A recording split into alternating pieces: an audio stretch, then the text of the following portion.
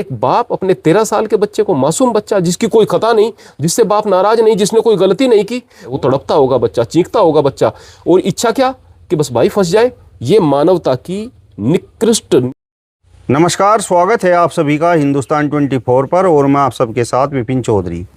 अभी नोएडा के एक गांव में एक पिता ने अपने सगे 13 साल के बेटे की हत्या कर दी है और इस हत्या के पीछे वजह क्या रही वो सुनकर आप लोग भी दंग रह जाएंगे। उस पिता का अपने सगे भाई के साथ ज़मीन को लेकर विवाद था, बंटवारे को लेकर विवाद था और उस पिता ने अपने सगे भाई को फंसाने के लिए अपने 13 साल के बेटे की हत्या कर दी। अब सवाल ये है कि क्या ज़मीन के मामले इतने ज़रूरी हैं कि अपने सगे ही बेटे की हत्या कर दी जाए, और क्या सगे भाइयों में इस तरीके से नफ़रत हो सकती है? क्या ज़मीन का बंटवारा इतना ज़रूरी है? आज इस बड़े ही गंभीर विषय पर हम बात करेंगे और बातचीत करने के लिए आज हमारे साथ महंत आनंद स्वामी जी मौजूद हैं। महाराज जी, बहुत बहुत स्वागत है आपका हिंदुस्तान 24 पर। आपका भी श्री कृष्ण मंदिर गीता धाम में हृदय से स्वागत करते हैं प्रिय। महाराज जी, बस सबसे पहले मैं आपसे यही जानना चाहता हूँ कि एक पिता अपने सगे बेटे की हत्या कर रहा है, 13 साल के बेटे की हत्या कर रहा है, वो भी अपने सगे भाई को फंसाने के लिए। तो इस घटना पर आप क्या कहेंगे? कहाँ ये हमारा समाज जा रहा है? देखिएगा प्रियवर, मेरी एक पहले वीडियो आई थी, गांव अब रहने लायक नहीं रहे। वहाँ पर मैंने ग्रामीण स्थिति के बारे में बताया था और उस पर आप कमेंट्स देखेंगे, सभी लोगों ने ये कहा था कि वास्तव में अब गाँव में स्थिति बहुत ख़राब हो गई है। अब इस घटना ने और ज़्यादा पुख्ता कर दिया है इस बात को कि आदमी कितना गिर गया है, विशेष रूप से गाँव में बंटवारे को लेकर के, ज़मीन के। छोटी छोटी चीज़ों पर लड़ाइयाँ हो जाती हैं, गोलियाँ चल जाती हैं। मेड के जो मामले होते हैं, डोल के मामले, उसमें थोड़ी सी डोल कट जाने की वजह से कई घर बर्बाद हो जाया करते हैं। हो सकता है कि वो 1000-2000 का मामला हो, उसमें लाखों रुपए खर्च हो जाएंगे, कहीं ज़िंदगी बर्बाद हो जाएंगी। ये चीज़ें हम देखते आ रहे थे। लेकिन जितना वर्तमान में इंसान गिर गया है, यह घटना वास्तव में बहुत ज़्यादा चिंता का विषय है। यानी भाई के साथ विवाद है, पुत्र का प्यार छोटा पड़ गया, भाई के साथ नफरत ज़्यादा महत्वपूर्ण है। इससे बढ़कर सोच करके देखिएगा। अब तक ये देखा था कि बेटे के लिए बाप बर्बाद हो गया, मर गया, खप गया, पूरी यातनाओं को सहन कर लिया ताकि मेरा पुत्र जो है वो सुरक्षित रहे, ये देखा था। लेकिन उल्टा हो रहा है। यह कहा जा रहा है कि छोटा बच्चा रोया भी होगा, चिल्लाया भी होगा, वह कह रहा होगा कि पिताजी मुझे छोड़ दो, लेकिन पिता को तरस नहीं आया। कमाल की बात यह है कि वह अपने साथ में लेकर जाता है उस मासूम बच्चे को, अपनी गाड़ी में बैठाकर लेकर जाता है, वापिस आता है, अकेला आता है, किसी को कुछ बताता है, अपने रिश्तेदार या अपने जानकार के पास छोड़ करके उसको आया हूँ। लड़का नहीं मिलता तो उसका चाचा ही पुलिस को खबर करता है, बच्चा नहीं आया। अब पुलिस तलाश करती है, सीसीटीवी कैमरे खंगाले जाते हैं, पता चलता है आखिरी बार बेटा जो था वो पिता के साथ था। सख्ती से पूछताछ हुई तो पिता ने सब सच उगल दिया, मैंने ये भाई को फंसाने के लिए किया था। कितनी ज़्यादा हृदय विदारक घटना है। गाँव में कहावत थी कि जिसका कोई दुश्मन नहीं होता उसका सगा भाई उसका दुश्मन होता है। ये अच्छी बात नहीं है, लेकिन ये गांव की एक सच्चाई है। यानी अक्सर ये देखा जाता है गांव में कि सगे भाई की बुराई गांव में लोगों के सामने आदमी करता हुआ फिरता है। यानी गांव के लोग जो कि उसके खानदानी दुश्मन है वो भी उसको अपने दिखते हैं, सगा भाई दुश्मन दिखता है। इससे बढ़कर दुर्भाग्य की क्या बात है। ये नफरतें जिस तरह से बढ़ रही हैं, ये नर्क बना रही हैं गांव को, और आने वाले समय में ये स्थिति और ज़्यादा खराब होती चली जाएगी। सुधरनी चाहिए थी लेकिन और ज़्यादा खराब होती चली जाएगी। इंसान का स्वार्थ कितना बढ़ गया है, ज़मीन को लेकर मोह कितना बढ़ गया है, अहंकार कितना बढ़ गया है, नफरत कितना बढ़ गई है, उन सारी चीज़ों का परिचय देती है ये वाली घटना। हकीकत की बात यह है कि एक व्यक्ति, मैंने उसको पूछा कि भाई बच्चे कितने हैं? एक बच्चा है। बोले कि दूसरा बच्चा आपने क्यों ट्राई नहीं किया? इसे ही पूछ लिया, देखे क्या वजह? बोले कि मैं अपने बच्चे के लिए एक दुश्मन तैयार नहीं करना चाहता था। लड़की हो जाती कोई दिक्कत की बात नहीं, लड़का हो जाता तो कल इसके साथ में लड़ता, और मैं बाप होकर के देखता कि ये ज़मीन के लिए लड़ रहे हैं, उस चीज़ के लिए जिसको मैं अपनी समझता था, अब ये अपनी कह रहा है, ये अपनी कह रहा है, मैं तो हाशिए पर रहता। इनमें से आपस में कोर्ट वगैरह 10 प्रकार की चीज़ें होती। क्या क्या फ़ायदा है दूसरे बच्चे को पैदा करके? ये सोच क्यों हो रही है? क्योंकि ये नफ़रतें बहुत ज़्यादा बढ़ रही हैं। पहले जैसे संयुक्त परिवार देखे जाते थे, गाँव में भाई मिलकर के रहा करते थे, चार चार भाई हैं, पांच पांच भाई हैं, मिल करके रह रहे हैं। कहाँ है संयुक्त परिवार? लड़ाइयाँ, झगड़े, द्वेष और मुकदमेबाजी, और आखिर में आकर के इतनी सारी नफरतें। अगर एक भाई का एक भाई कत्ल कर दे, वह बात भी बहुत बुरी है, बहुत बुरी। हो गया भाई, लड़ाई में हो गया, बहुत बुरी बात है, लेकिन नहीं होना चाहिए, हो गया। लेकिन एक बाप अपने 13 साल के बच्चे को, मासूम बच्चा जिसकी कोई खता नहीं, जिससे बाप नाराज नहीं, जिसने कोई गलती नहीं की, वो बाप के साथ में बैठ करके जाता है गाड़ी में। अब उसको कहाँ सबसे ज्यादा सुरक्षित लगेगा? बाप की गोद से ज्यादा सुरक्षित कौन सा स्थान लगेगा? कहीं अकेले में ले जाकर के उसका गला दबाता है, उसको मारता है, वो तड़पता होगा बच्चा, चीखता होगा बच्चा, और इच्छा क्या कि बस भाई फंस जाए।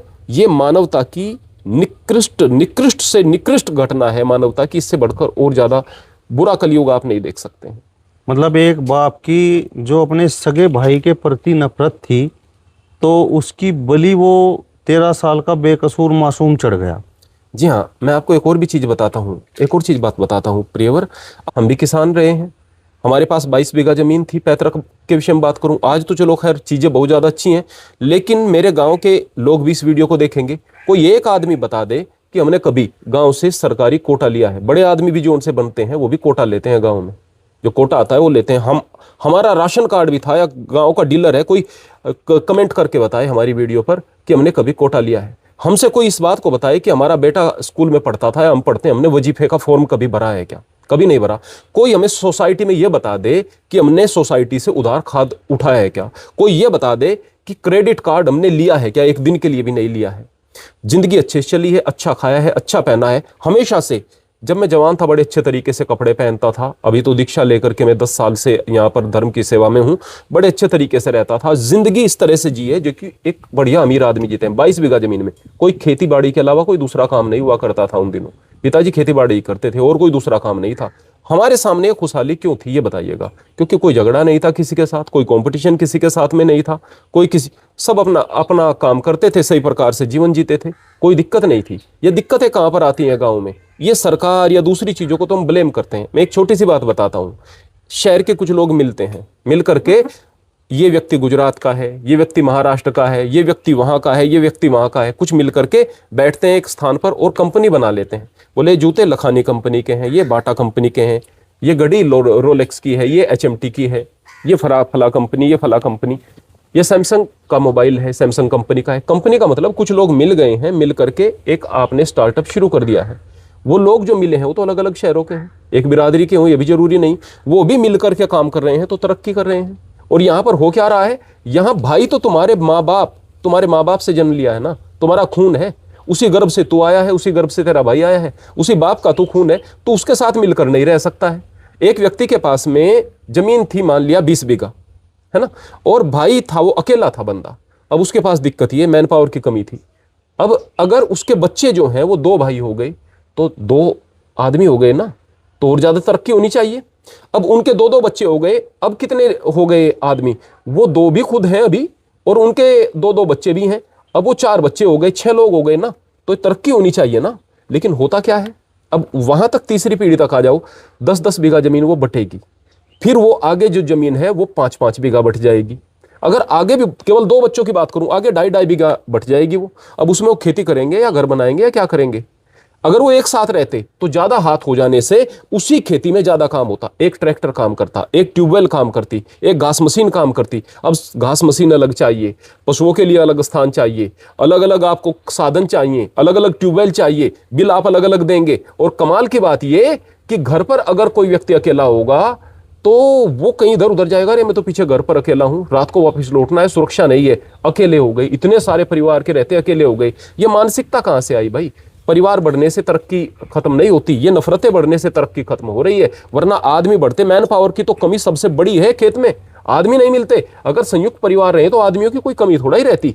तो ये जो सोच है हमारी संकीर्ण सोच जो है, ये किसान को पीछे हटा रही है, गांव के लोगों को पीछे हटा रही है। और दोष किस पर? दोष सरकारों पर। ये कांग्रेस कुछ नहीं करती थी, ये बीजेपी कुछ नहीं करती है, ये फला कुछ नहीं करते। अरे तुम कुछ नहीं करते हो, तुम्हें लड़ाई झगड़े चाहिए, मेड की लड़ाई चाहिए, ढोल की लड़ाई चाहिए, और दिखावा इस तरह से चाहिए कि तुम्हारी शान शौकत, बस दुनिया भर का कर्ज लेकर के बड़ी बड़ी शादियां हम करेंगे, बेकार की जगहों पर हम खर्च करेंगे, अपने लाइफस्टाइल को इस तरह का बनाने की कोशिश करेंगे कि बस वो शहर के लोगों को भी पीछे छोड़ दे, काम आपके निकृष्टतम होंगे। तो स्थिति देखो क्या होगी। हालत ऐसी है प्रियवर। अगर डोल के झगड़े के विषय में बात करें ना, तो एक व्यक्ति डोल काटता है, दूसरा आदमी समाई करता है, वो काटता है। अब इसके पेड़ जो है ना इस व्यक्ति के खेत में चले गए।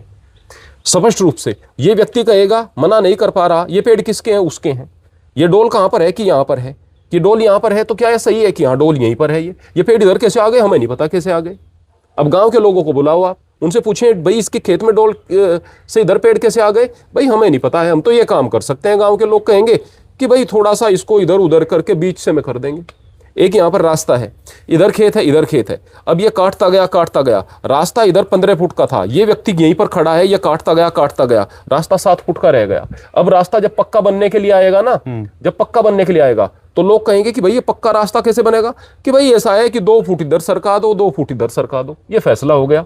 यानी कि उस आदमी को जो काट नहीं रहा था मेड़ को, उसको सजा ये लोग आकर के दे देंगे। और स्पष्ट रूप से दिख रहा है कि सामने वाले ने, दूसरे व्यक्ति ने काटी है और काटते रहेंगे। ये क्या स्थिति है, न्याय कहीं है नहीं, हालत खराब हो गई है। यदि गांव में न्याय हो, अगर परिवारों में एकता हो, अगर अपने को अपना समझा जाए, तरक्की की बात हो, तो परिवार बनकर रहे ना।